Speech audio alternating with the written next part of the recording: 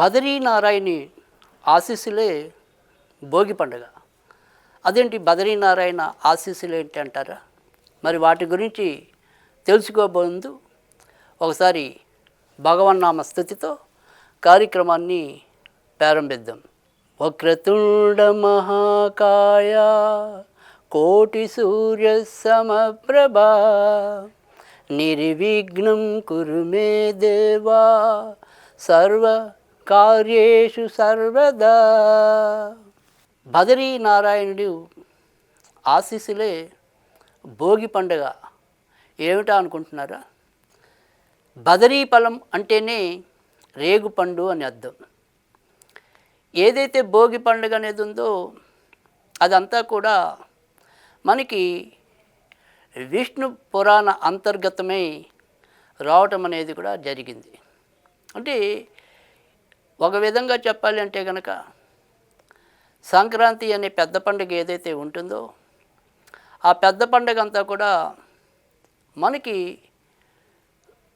రెండు రకాలైన విషయాల్ని విశదపరచడం అనేది జరుగుతుంది. ఒకటి, సామాన్య ప్రజావళికి అన్నదాత ఎవరు అంటే కనుక రైతు అనేది ప్రతి ఒక్కరికి కూడా తెలుసు.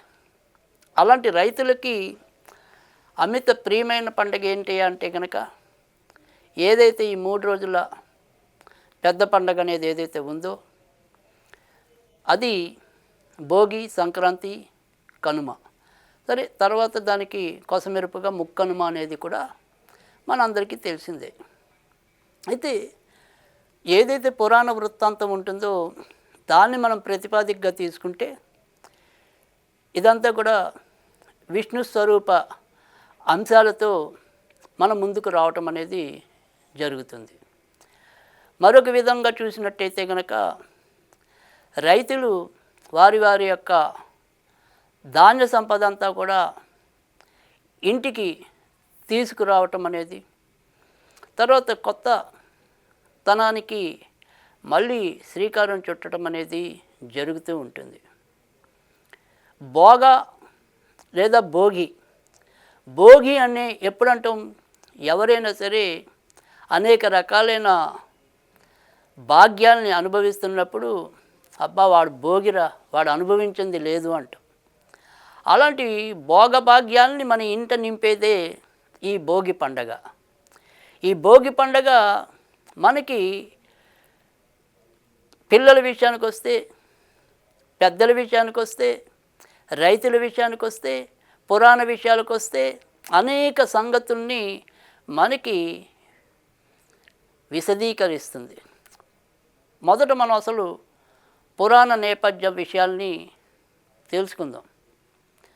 ఒకానొక సందర్భంలో ఇంద్రుడు దుర్వాస మహాముని ఇచ్చిన పుష్పహారాన్ని తీసి తన యొక్క ఐరావతానికి వేస్తే ఆ ఐరావతం తనగుండే జంతుతత్వం వల్ల దాన్ని నానా రకాలుగా పాడు చేసినప్పుడు కోపించిన దుర్వాస మహాముని, ఇక నుంచి నువ్వు నీ యొక్క ఇంద్ర సింహాసనాన్ని కోల్పోతావు, ఇక్కడి నుంచి నువ్వు అన్ని రకాలుగా కూడా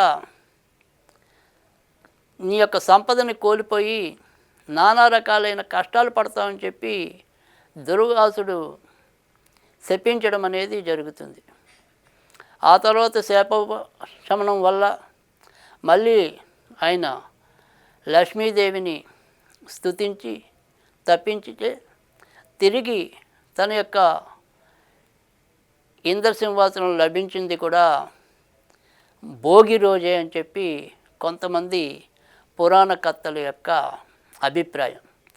అలాగే ఏదైతే సర్వ సంపదలు కోల్పోయి తిరిగి తన యొక్క సంపదని అందుకున్న రోజు కనుక ఈ యొక్క భోగి పండగ మనకి అటువంటి భోగభాగ్యాల్ని ప్రసాదిస్తుంది అని చెప్పి చాలామంది విశ్వాసం.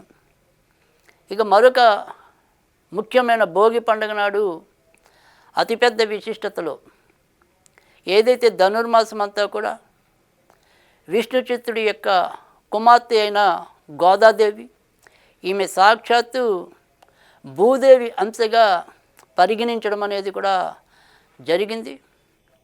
ఈ ధనుర్మాసం నెలలు కూడా అకుంఠిత దీక్షతో ఆ శ్రీమన్నారాయణుడి కోసం శ్రీరంగనాథుడి యొక్క రూపంలో అనేక రకాలుగా ఆయన కోసం తపస్సు చేసి ఏదైతే ఈ భోగి రోజు ఉందో ఆ భోగి రోజు ఆయన్ని మనువాడింది అని చెప్పి అందరూ చెప్పే మాట.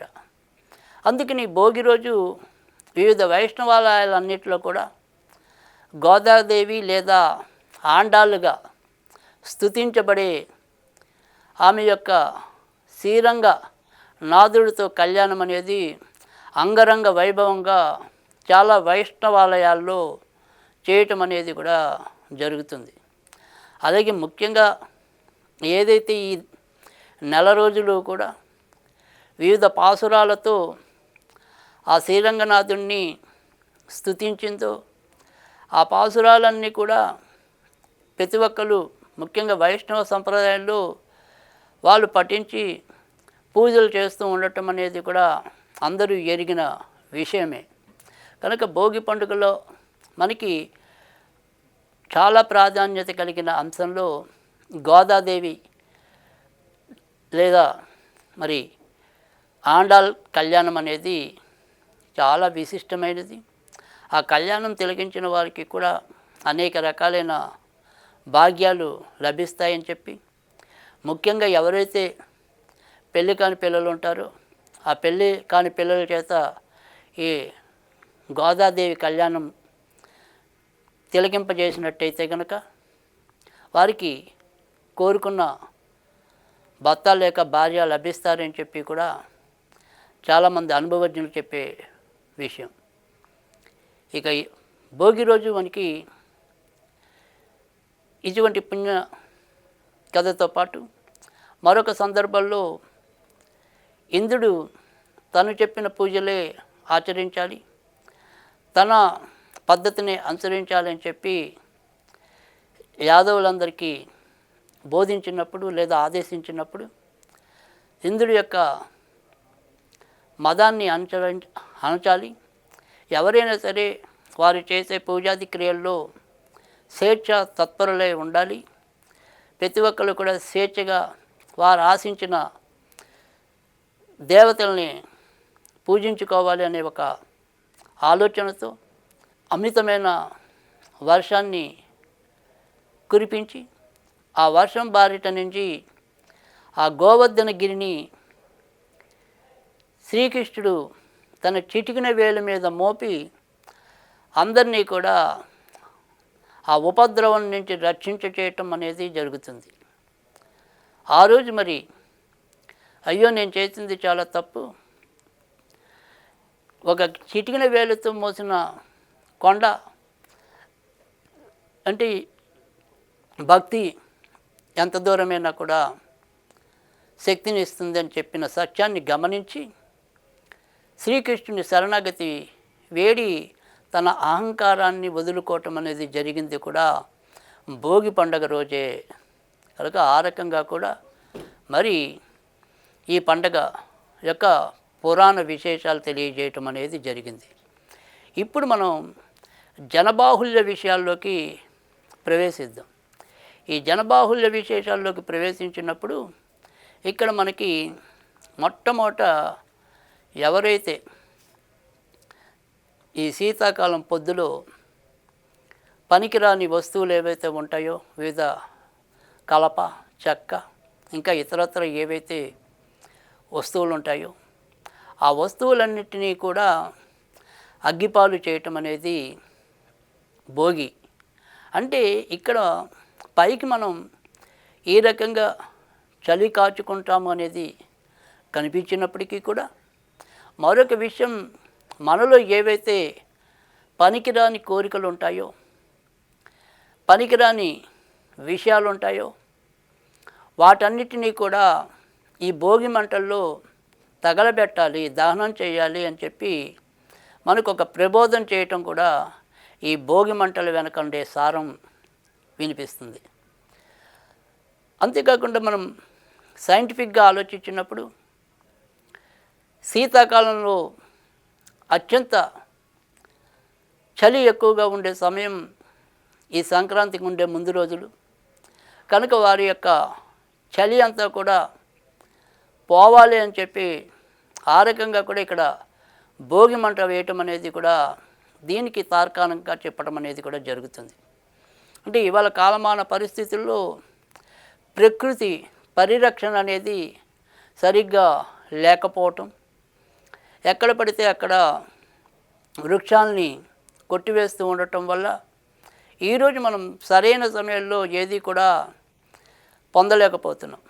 అంటే ఒక వర్షం ఎప్పుడు వస్తుందో తెలియదు, ఒక చలి అత్యంత చలి ఎక్కువగా ఎప్పుడు ఉంటుందో తెలియదు, వేడి ఎప్పుడు ఉంటుందో తెలియదు. అంటే అన్నీ అకాలంలో వస్తాయి, సకాలంలో ఏది కూడా రాదు. కనుక దానివల్ల ఇవాళ రోజుల్లో ఈ సంక్రాంతికి ముందు అన్ని ప్రాంతాల్లో విస్తారమైన చలులు ఉండకపోవచ్చు, కానీ నిజానికి చలుల్ని కూడా సమూలంగా తుడిచివేయటం అనేది కూడా దీని యొక్క సంకల్పం. ఆ రకంగా భోగి మంటలు మనందరం కూడా వేసుకోవటం అనేది జరుగుతుంది. అయితే ఇక భోగి ఏదైతే చలి కాచుకున్నాక అందరూ కూడా చక్కగా అభ్యంగ స్నానం ఆచరించి కొత్త బట్టలు ధరించి వారి వారి యొక్క ఇష్టదేవతని ఆరాధించడం కానీ ఇష్టమైన ఆలయాలకు వెళ్ళటం కానీ చేయాలి. ఇక బదరీనారాయణుడు అంటే చాలామందికి బదరీ అంటే రేగుపళ్ళమని తెలిసిన వాళ్ళు తక్కువ. కానీ ఈ యొక్క భోగి పండుగలో చాలా విశిష్టమైన వేడుక ఏంటయ్యా అంటే కనుక మన యొక్క చిన్నారులకు అంటే సాధారణంగా 5 సంవత్సరాలలోపు పిల్లలు ఎవరైతే ఉంటారో ఆ పిల్లలకి భోగి పళ్ళు పోయటం అనేది ఈ భోగి పండుగలో వచ్చే అతి పెద్ద విశిష్టత. అంటే ఈరోజు ఎందుకు వీళ్ళకి అసలు ఈ భోగి పళ్ళు పోయాలి అంటే భోగి పళ్ళు అంటే ఇప్పుడు మనం ఇందాక చెప్పుకున్నాం, ఈ భోగి రోజు మనం చేసే ఆరాధన అంతా కూడా ఆ బదరీనారాయణుడి యొక్క ఆశీస్సులు. అంటే పెద్దవాళ్ళు మరి విష్ణువుని ఆరాధించడం, ఆ గోదా కళ్యాణాన్ని తిలకించడం, అలాగే పెళ్లి కాని వాళ్ళు తర్వాత రైతుల్ని సముచితంగా గౌరవించటం, ఆ రైతుల్లో కూడా మనం శ్రీమన్నారాయణ యొక్క స్వరూపాన్ని దర్శించటం, ఇవన్నీ కూడా అందుకని ఒక రకంగా చెప్పాలి అంటే కనుక ఆ నారాయణ యొక్క ఆశీస్సుల పర్వమే ఈ యొక్క భోగి పండుగ. దానికి పరాకాష్ఠగా ఏవైతే మరి భోగి పళ్ళు అనేది ఉందో ఆ భోగి పళ్ళ వేడుక అంటే ఈ 5 సంవత్సరాలలోపు పిల్లలు ఎవరైతే ఉంటారో వారికి భోగి పళ్ళు అంటే రేగుపళ్ళు, తర్వాత ఈ ముద్దబంతి రేకలు, అంతేకాకుండా ఏదైతే శనగలు పచ్చి శనగలు అంటాం ఆ శనగలు, తర్వాత కొన్ని చిల్లర నాణాలతో ఈ యొక్క భోగి పళ్ళని పోయటం అనేది ఆనవాయితీ. అంటే ఇక్కడ ఈ భోగి పళ్ళతో ఈ పిల్లల్ని శిరస్సును మనం పెట్టడము అంటే కనుక సాక్షాత్తు ఆ శ్రీమన్నారాయణని బాలల్లో మనం చూసుకోవటం.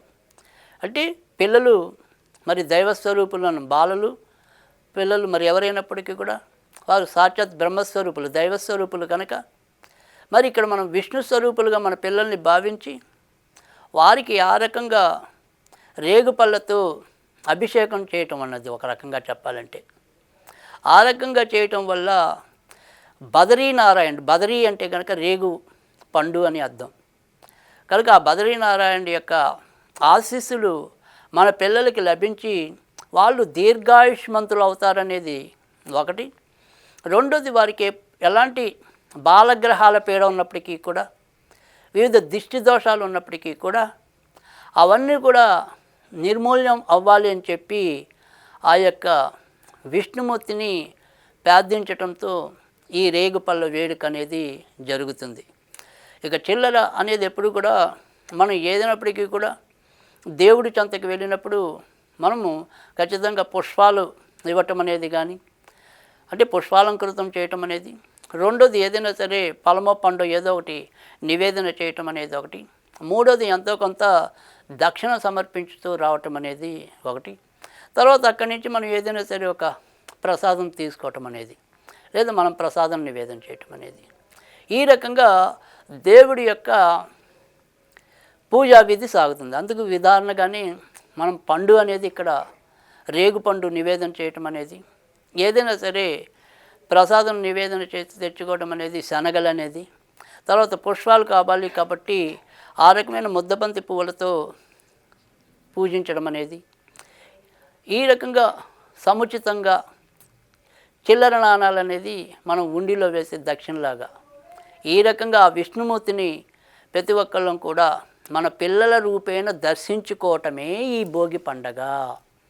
అటువంటి భోగి పండుగ రోజు మనం మరొకమైన చాలామంది ఇవాళ రోజుల్లో అంటే పట్టణాల వారికి అంత అనుభవంలో ఉండకపోవచ్చు, కానీ పల్లె ప్రాంతాల్లో వారందరూ కూడా ఈ భోగి రోజు వారు ఇప్పటిదాకా చేసిన గొబ్బెమ్మలు ఏవైతే ఉంటాయో ఈ గొబ్బెమ్మల్ని ఈరోజు మరి గౌరీదేవి లక్ష్మీదేవి స్వరూపాలుగా భావించి ఆ గొబ్బెమ్మలకి పూజ చేయటం అనేది కూడా ఈ భోగి రోజు జరిపే వేడుకల్లో అదొకటి.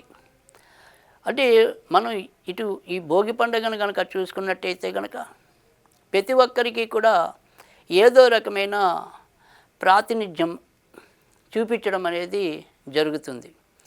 ఇటు మహిళలకి ఇటు రంగవల్లికలతో ఈ గొబ్బెమ్మలతో చక్కటి పూజ చేయటం అనేది జరుగుతుంది.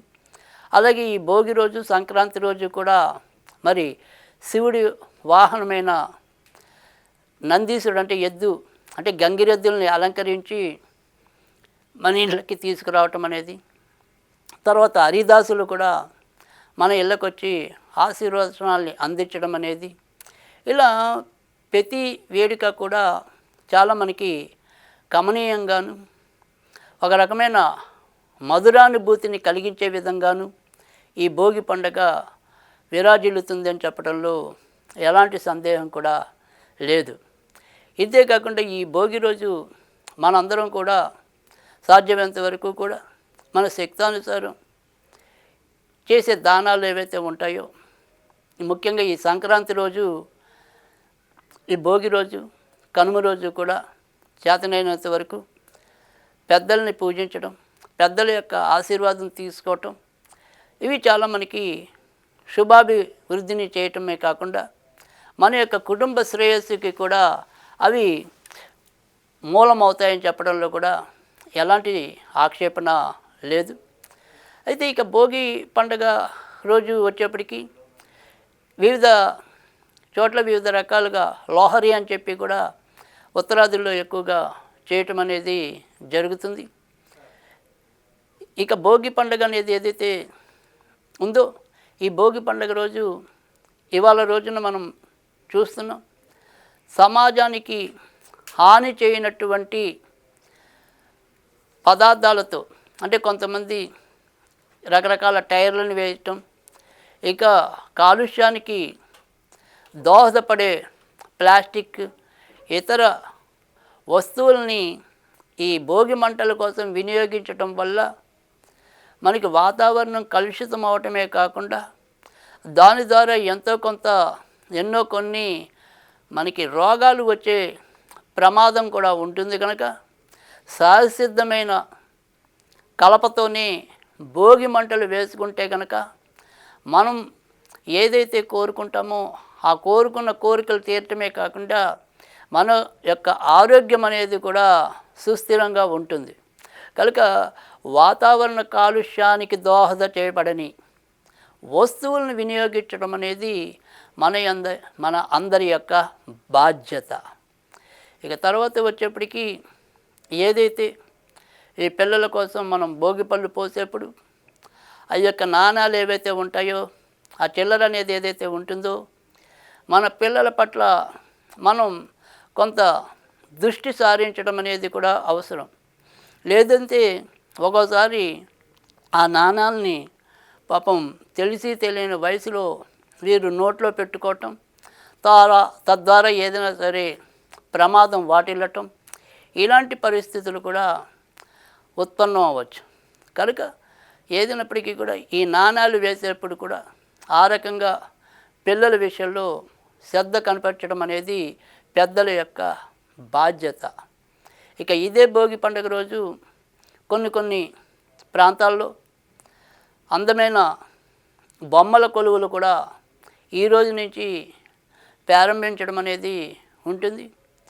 ఏదైతే మరి ఒక్కొక్క మెట్టు కొంతమంది 3 మెట్లు, కొంతమంది 5 మెట్లు, కొంతమంది 7 మెట్లు, ఆ రకంగా ఒక్కొక్క మెట్టుకి కొన్ని బొమ్మలతో అలంకరించడం అనేది, ఏదైనప్పటికీ కూడా ఈ పై స్థానం అనేది ఏదైతే ఊర్ధ్వస్థానం అనేది ఏదైతే ఉంటుందో అది పరమపద సోపానంగా భావించి అక్కడ అంతా కూడా విశిష్టమైన దేవతా రూపుల్ని పెట్టుకుంటూ రావాలి అనేది కూడా సత్యం. ఆ తర్వాత నుంచి క్రమంగా మన దైనందిక విషయాల్ని ప్రతిబింబించే బొమ్మల్ని కూడా పెట్టుకోవచ్చు. ఊర్ధ్వంలో మాత్రం ఎప్పుడు కూడా ఈ దేవుళ్ళకి సంబంధించిన బొమ్మలు ఉండటం అనేది శ్రేయస్కరం. ఈ రకంగా బొమ్మల కొలువు అనేది కూడా మనకి ఒక మధురానుభూతిని మిగులుస్తుంది అని చెప్పడంలో కూడా ఎటువంటి సందేహం కూడా లేదు. ఇక బొమ్మల కొలువు ఇవాళ రోజుల్లో ఈ యొక్క సంక్రాంతి వేడుకల్లో ముఖ్యమవుతున్న విశిష్టతల్లో ఒకటిగా చెప్పచ్చు. ఇక ఇదే రోజు హరిదాసులు కూడా క్రమంగా తగ్గుతూ రావటం అనేది కూడా మనం చూస్తున్నాం. ఇక ఎంతో కొంత గంగిరెద్దులు ఆడించేవారు మాత్రం జంగమ దేవర్లు రావటం అనేది కూడా కొంత ఇప్పటికీ కూడా ఎంతో కొంత మనం అటువంటి సన్నివేశాలు అయితే కనుక చూడగలుగుతున్నాం. ఏదైనప్పటికీ కూడా ఈ పండగల యొక్క పరమార్థం అనేది ఏదైతే ఉంటుందో ఆ పరమార్థం కలకాలం నిలుపుకోవటం అనేది మన యొక్క అందరి యొక్క బాధ్యత. ఎందుకంటే ఏదైనప్పటికీ కూడా ఇది గతించిన వైభవంలాగా ఉండవలసిన విషయాలు కాదు. ఇవి ఎప్పుడూ కూడా సనాతనమై శాశ్వతమై ఎప్పుడూ కూడా ప్రతి ఆజన్మాంతం కూడా ఉండవలసిన పర్వదినాలు ఇవన్నీ కూడా. మన పర్వదినాలన్నీ కూడా కేవలం పండగల కోసమో ఆధ్యాత్మిక సాధన కోసమో కాదు. ఇక్కడ నిజానికి రేగుపళ్ళు అనేవి ఏవైతే మనం పిల్లలకి పోస్తామో ఆ రేగుపళ్ళు ఒక రకమైన ఉష్ణాన్ని ప్రభవింపజేస్తూ ఉంటాయి. అందుకని శీతాకాలంలో పిల్లలకి పెట్టగోళ్ళకి చలి తెలియదు అంటాం. వాళ్ళకి చలి తెలియదు కానీ చలి ద్వారా వచ్చే రోగాలకి వారేమీ అతీతులు కాదు. కనుక వారికి వివిధ రోగాల బారి నుంచి విముక్తి కలిగించడానికి కూడా అంటే రక్షణ కల్పించడానికి ఈ యొక్క భోగిపళ్ళ యొక్క ఉద్దేశం. భోగిపళ్ళు అనేది చక్కటి ఉష్ణాన్ని వేడిని కలిగించే తత్వాన్ని అవి ఉంటాయి. తర్వాత అది అంతేకాకుండా ఇటు వేడితో పాటు కడుపు చలువ అంటారు ఆడవాళ్ళు. ఆ కడుపు చలువకి కూడా ఇది మనకి చాలా ఉపయోగించబడే సాక్షాత్ శ్రీమన్నారాయణ స్వరూపమైన బదరీ ఫలాలు రేగు ఫలాలు. కనుక ఆ రేగు పండ్ల యొక్క విశిష్టత మనం తెలుసుకోవాలి.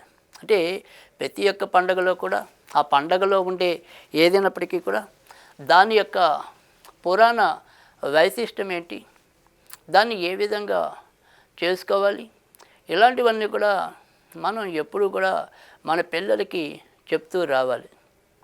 ఇక భోగి పండుగ రోజు మరొక ముఖ్యమైన విషయం ఏంటి అంటే కనుక ఇటు పురాణ విషయాల్లోకి వచ్చినప్పుడు ఏదైతే ఆ యొక్క ఇంద్రుడు తన సహసిద్ధమైన కోరికలు తీర్చుకోవడం కోసమే కాకుండా ఆ ఇంద్రుడు తన యొక్క పశ్చాత్తాపానికి అంటే రెండిటికి కూడా అంటే తన యొక్క పదవిని తిరిగి తను పొందటానికి ఒకటి చూసాం. తన యొక్క అవమాన భారాన్ని లేదా తన యొక్క అహంకారాన్ని ఎలా తగ్గించుకోవాలో కూడా ఇదే పండుగలో మనం చూసాం.